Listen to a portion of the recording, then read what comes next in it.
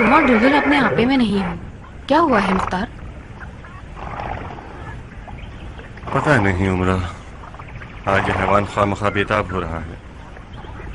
अब उमरा मुख्तार की राजदार नहीं रही।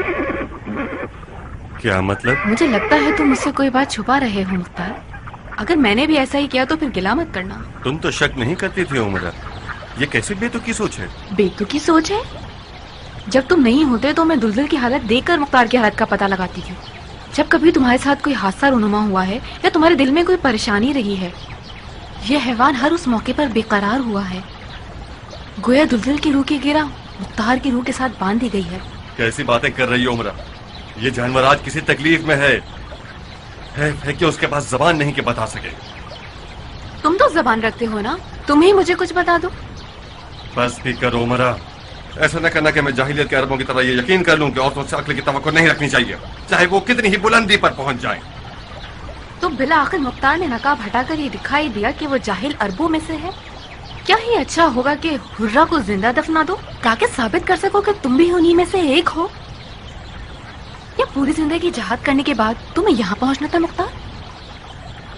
उमरा, मेरे पाँव की जंजीर मत बनो। बहुत खूब, तो फिर तुम उमरा से साथ देने की तवक्को मत रखना। धमकी दे रही हो मुझे? उमरा और धमकी? जिस वक्त मेरा बाप कूफे का अमीर था और मेरी धमकी का असर हो सकता था, उस वक्त तुम्हें धमकी ना दी। अब जबकि मैं एक आम सी औरत हूँ और मेरा बाप इक़्तिदार गंवा चुका है, अब मेरी धमकी क्यों कर किसी मुख्तार जैसे ताकतवर शख्स को डरा सकती है? तुम्हारी हालत शायद ठीक नहीं है। अच्छा, शाबाश, अच्छा है, समझ आ गया।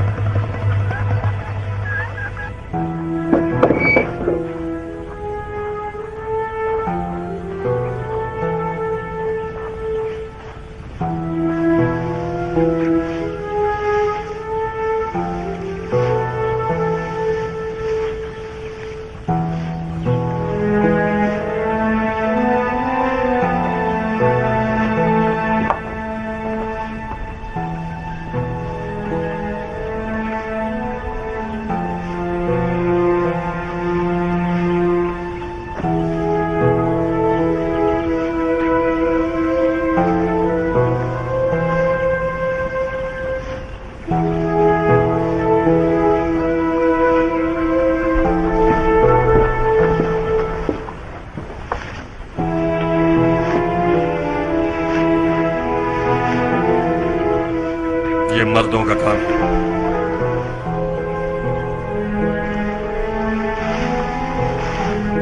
ज़रबी कहाँ है? झूठा अपने हवास भी खो बैठता है। तुमने ज़रबी को नजर मारने भेजा था, याद नहीं? ये मुझे दे दो, तुम बौखला गई हो। तुम पहले वाले मुख्तार नहीं रहे। जब से लफका से आए हो मुसलसल परेशान और बेचैन हो। मेरा बेहाल दिल रजामंदी का इजहार नहीं करता था। आज जबकि दिल पे पत्थर रख के पूछ लिया मैंने तो समझ में आया, ओह क्या कयामत है। हमारे दरमियान इस कदर फासला था और मैं ना समझ सकी। मुझे अपनी हालत पे तरस आ रहा है मुख्तार। मैं इस तहकीर की मुस्तहिक नहीं थी।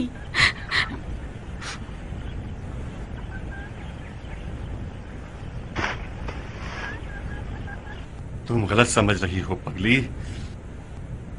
मैंने आज तक तुमसे कुछ नहीं छुपाया और ना बाद में कभी छुपाऊंगा। इन चंद दिनों की घबराहट और परेशानी भी सिर्फ डर की वजह से थी।